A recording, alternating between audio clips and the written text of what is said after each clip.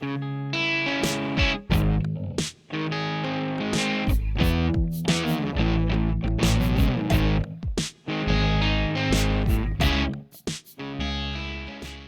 welcome to vlog number 3 of lineman.co.nz. This one's a little bit different. It's usually me interviewing some people, but this time I'm going to throw up some old photos of days gone by that I've been involved in and a number of videos that I've taken over the years. It's really a celebration of industry. 28th of May 1985, and this will be released on the 28th of May 2020. So that's 35 years ago. I walked through the door as a young fresh-faced lad at Waitemata Electric Power Board. It's been an absolutely amazing industry. It's back in the day when I had a six-pack and a mullet. It's really, shaped me as who I am. For those that know me, I sit in a safety role these days, and I'll touch on that and why I do that a little bit later on in the video. But sit back, enjoy some old-time footage and photos and some stuff that we've seen around the traps. Let us know what you think and who you'd like to see on here. Cheers. Oh, and it's 5:30 in the morning, so if you're like me, sit back and grab a coffee, but otherwise, probably want to grab yourself a beer.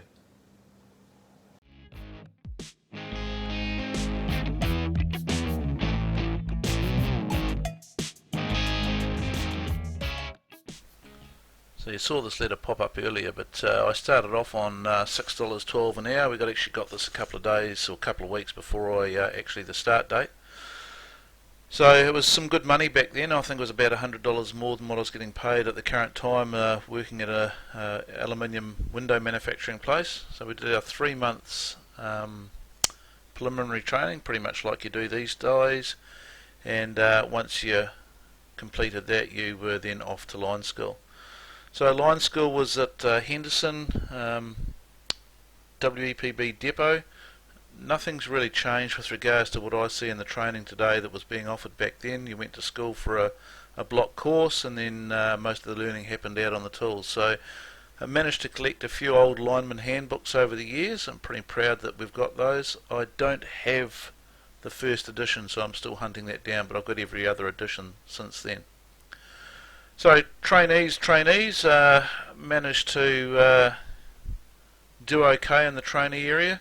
Didn't upset anyone too much and got selected to represent the Albany depot in what was then the Stevens Shield. 5 depots competed for the right to actually head off to the annual line mechanic comp that was happening around the country. The comp wasn't probably as serious as what it is these days. A lot of it was around the social aspect, and we certainly made the most of that. So yeah, we cleaned up in the Stevens Shield, and we went off to Whakatane in 1986. Myself,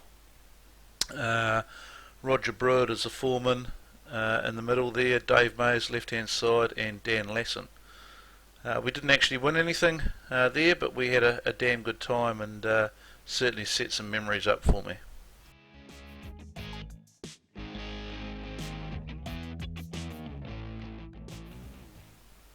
So I ended up sitting my ticket in June of 1987, so that was before my 20th birthday. I actually passed it, much to my mother's surprise. So I guess when you really enjoy something, you apply yourself to that. So we couldn't actually get registered until we had turned 20 back in the day. So when I did receive my ticket, that was, date's going to pop up here in a minute, I think it was in October of 87, so I had to wait 3 or 4 months before I could actually get my ticket. So for those of you that have been around the traps for a while, you should recognise a couple of names in there, Ian Brooks and Ross Archer, and those involved in the lining comp these days will be aware that Ross Archer Shield for, I think it's given out to Trainee of the Year, so Ross Archer unfortunately has passed away now. So after my ticket, I went and spent time on overhead construction. It was an area that I really enjoyed and loved. Robbie Rawlinson was my foreman and worked with guys like Dave Whiffen, John Felici, Lyle Moses, Bill Meeklam, to name a few. A lot of the work we were doing was new construction and upgrading of wires. So back in the day, we didn't have the sort of cover up and flash gear that we've got these days, but we certainly worked hard and played hard. Obviously Fridays was a pretty important day where we all had lots of cook-ups and that sort of stuff.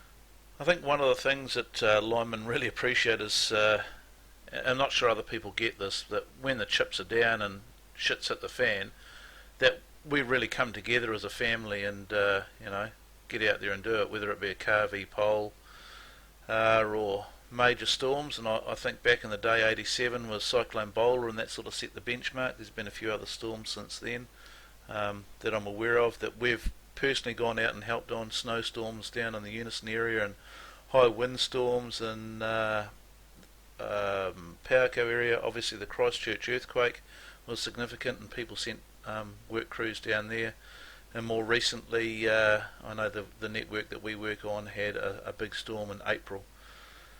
So it's a really good way of actually having a team building exercise, and I think as a family we really come together.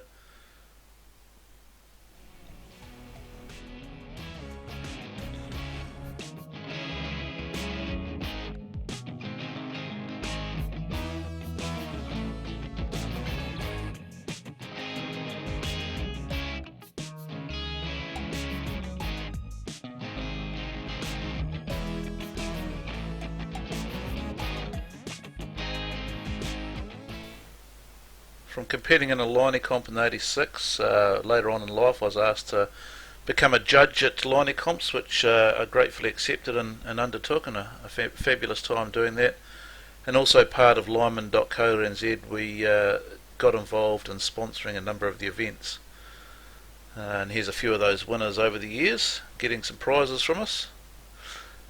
I guess any Liney comp, the premier event is pole top rescue, and things have changed a little bit from the days where we used to lower each other down a pole on a bit of pussy old rope to what you see today. So here's a bit of a split screen around some pole top rescues from New Zealand and what I've observed over in the States.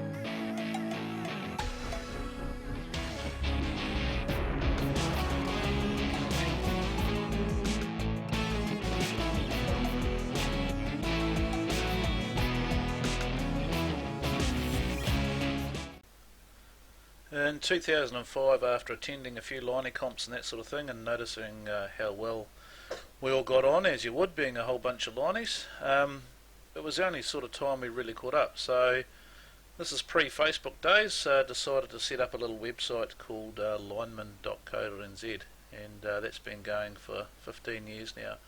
So we produced some t-shirts and got a forum going, as I said, pre-Facebook.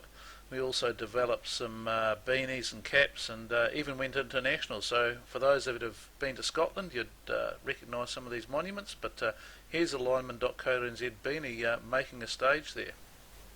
Our website's been going since 2005 and recently had an update. So we've got our blog where we can put articles about the industry and post our videos and latest news and that sort of stuff. So if you've got something you want to say, that's the place to say it. Get on there and have a chat with us. Also an opportunity for people to advertise their vacancies. So shameless plug here. Go to where the Lineys go and advertise. And also friends of Liney. So if you've got a product that you want to highlight or your business, then this is the place to do it. Coupled with that, we also have our lineman.co.nz Facebook page, and we've got just under 4,000 followers, and some great work being done by a couple of other guys around the industry also running lineman Facebook pages, so well done to those guys. But as you can see, a place to share old photos and stories about back in the day. I've been lucky enough to head over to the States a couple of times to attend various conferences and visit work crews. Also the Liney comp where that pole top rescue footage was from. They certainly do things on a grand scale over there with regards to their Liney comp. It's quite a significant setup. It's all held on the one day. There's a safety conference that goes for a couple of days beforehand, but then the actual comp is only one day. It's a Saturday and all the poles are preset. People rock up with these little trolleys and away they go. Last time I was over there was 2018, and we got to listen to the big Don speak at the conference. He reckons American linemen are the bee's knees, but I tend to differ. So here's a little bit of footage of the Don. From first-hand experience, America's electrical contractors are the best in the world. Nobody even close. And now, that's true. Nobody close. Give you the big yeah nah on that one, Don. These guys here and those ones there are pretty close to being the best in the world, and I'd say that for any of the Kiwi linemen. So at the conference they always look for a guinea pig to do something, and obviously Kiwi boys there aren't afraid to do anything, so how about we get attacked by a dog? You're going to walk backwards, okay? Go ahead, walk backwards. Shake it, shake that. You're looking at your feet. Shake it, there you go. You almost looked at your feet. Now if you shake it too hard, Rachel's going to get bit. So make sure, I'm kidding, Rachel. Just do it just enough. Just enough. Mike, how do you feel? Good. You're good, but you're not getting bit. Now, could you kick him? Easy. Could. Are you feeling any pain? No. No, because you got something in front of the dog. If I was being videoed, you got something. You're projecting that the dog is dangerous. Yeah. And then you're using your strikes to get the dog off. This isn't a tug of war. Could you get your pepper spray out? Yep. Yeah, go ahead. There you sound effects and all. There you go. All right, let go. One of the major risks they actually have in the States is dog bites, and hence why they had that dog training, and a lot of the utility companies offer dog prevention training like that, and it's all about putting something between you and the dog and what have you. This little bit of video is I think they call it the egg and spoon race, but basically there's an egg in that basket. The guys race up the pole at a great rate of knots using spikes. They have to transfer the egg over, put it in their mouth and bring it down, and then they're checked at the end of that to see if they have not broken the egg. You can see the speed that some of these guys operate at, especially the guy on the right hand side. The way that he comes down that pole is pretty swift.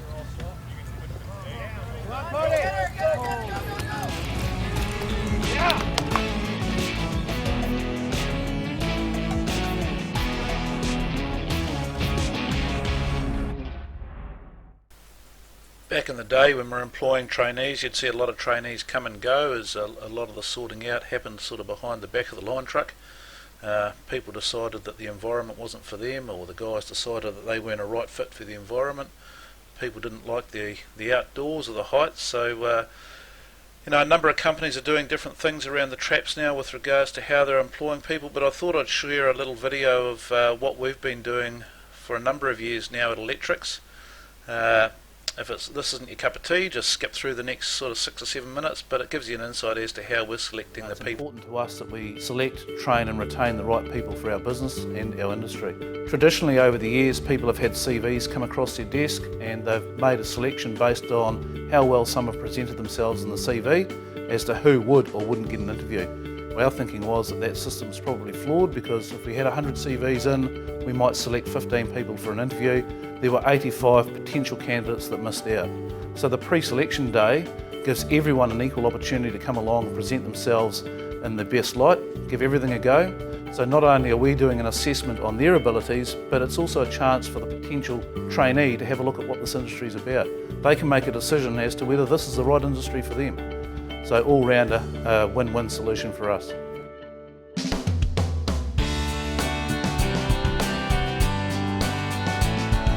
So what you see here is the electric gym test. These guys here are being tested for their physical prowess, but we're also looking at work ethic, which is quite important and very easily pick up in the gym. Who remains involved, who isn't involved. There's a whole range of strength that we're looking at, legs, core and shoulders. So this task is to check for shovel shyness. So we've given them a simple set of instructions to follow. So not only are we checking them for the instructions to make sure that they do follow the instructions, but can they actually use a shovel? Can they dig a trench effectively? Also a little bit of teamwork involved in this one, because although they're digging as individuals, they've got to work around other people, so it's really key. This exercise here is we're checking their ability to handle heights. So the EWP takes people up to 15 metres. We get them to have a look out over the side, so we're checking their heights, but also the person in the bucket's having some interaction with the potential trainee, so we're seeing how involved they are, etc. The other thing is we've got a bit of a dexterity task. These things here will be familiar to all linemen. It's part of an armour rod, and behind me you'll see some guys trying to work out how these things go together. So there's a little bit of dexterity required in putting these things together, and there's 3 or 4 components to it. Often you'll find that young kids of today can't operate a pair of pliers or a crescent, so we're checking that. We're checking their ability to follow instruction. They've looked at a plan of how the insulator should go in their crossarm, so they're putting that in, following the plan. And also, do they have natural ability in a harness? It's unnatural to be even a metre off the ground and then only using your feet to hold you in place and not your hands. The PPE these guys are wearing is a hard hat, safety glasses and some leather gloves. Part of the checks is that they don't actually remove any of that. There's 2 ways that linemen get up in the air. One's the EWP, which you would have seen earlier, and the other one is with ladders, so they're a pretty integral part of our job. That ladder you see behind me is about 5 metres long, 26 kilos, so a fair bit of strength required to carry them, but also technique. So we're checking people's ability to listen to instruction here about carrying a ladder, and also to give them an insight as to what's actually required. In the room behind me we've got numeracy and literacy happening. We've got to make sure that they can read and write, and that they can do maths, because there's electrical theory training they have to complete to a standard, and lots of documentation that we read for part of our job. So the literacy component is about reading and understanding documentation. This station's a traffic management station. What we're checking here is people's ability to read a plan, but more importantly, interaction with others, teamwork. So who's standing back, who's being involved, who's not being involved. So it's not so much about completing the plan, but more about the interaction, how they work with other people. It was pretty intense. It has been a great experience, and thanks for giving me an opportunity to join this pre-selection day. It's going pretty good, getting used to this. Yeah, very good experience here. It's pretty good to give you some experience so you know how the proper techniques to carry a ladder and to stay safe up a power pole. The payoff for us is that we get better people because we've seen a wider range of people, and it works for us with retention. So we get a higher skilled person because of the selection process, but because we do it differently, we tend to retain people a lot better. So here's a few photos of some guys doing part of a block course out at the training centre in Henderson. Not sure when these were taken, probably about 6 or 7 years ago, I'd guess. And these are part of the block course that we run before they start on the lines. So I'm going to talk a little bit about safety now, and yes, it is important. It's important in our industry. I guess we should all have the knowledge that all the rules that have been written, whether they be in the old red books of the day gone by, and you see a copy of those there, or the SMEIs that they are now, are written in blood. and I have permission to share these photos that you're about to see.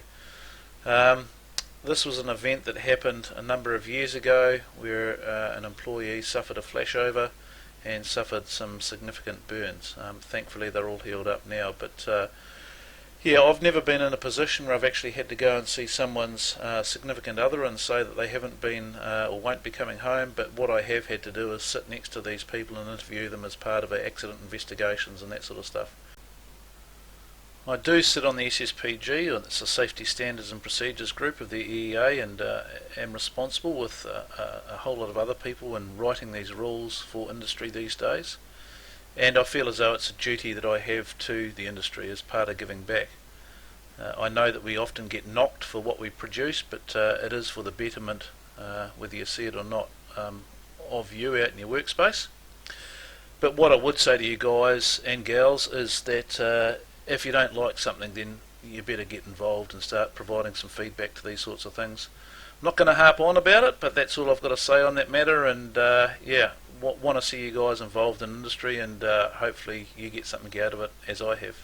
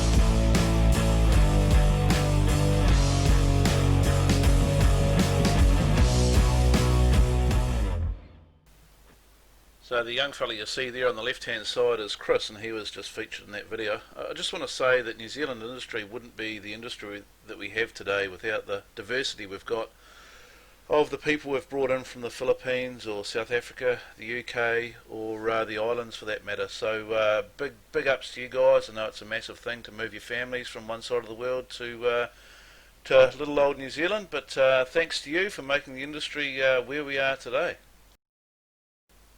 So show me a liney that doesn't love a little bit of helicopter.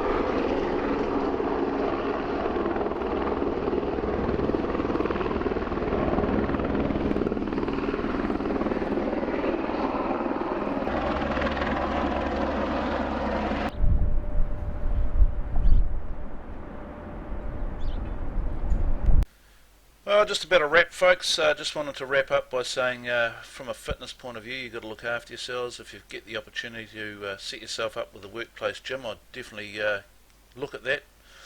Benefits are huge, not only from injury prevention, but from a morale point of view, all the other bits and pieces.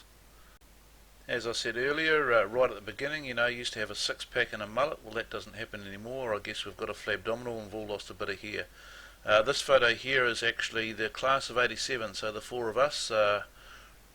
On the left-hand side is Roger, myself, Dave Anderson and Tim Herlihy. We all did our tickets together back in 87, so those boys are still in the industry. So yeah, thanks for watching, and if you've managed one or two beers through this, 27-30 minutes, well done. If you've lasted this long, well done. Just want to say, look, it's been really hard to put this video together because you come across as a bit of a dick talking about yourself, but it's not about that. It's about industry and 35 years and what's been and is a great industry. For me, it's about giving back to industry now, supporting people in their endeavours and what they're doing. I said earlier in the video, I think it was right at the beginning, that you can be whatever you want to be in this industry, and it's all about work ethic and attitude. And I think another important thing is trust. We've got to trust each other that you're going to do the right thing, and people have trust in you to do the right thing. So if you've got anyone that you want to have come along to these vlogs, you need to get in touch with me, Graham at lineman.co.nz, and we'll see if we can get them on. If you want to come along yourself and share your story, and you've got some good old photos, then please come along and do so as well. So until then, kia kaha New Zealand, stay strong and look after yourselves.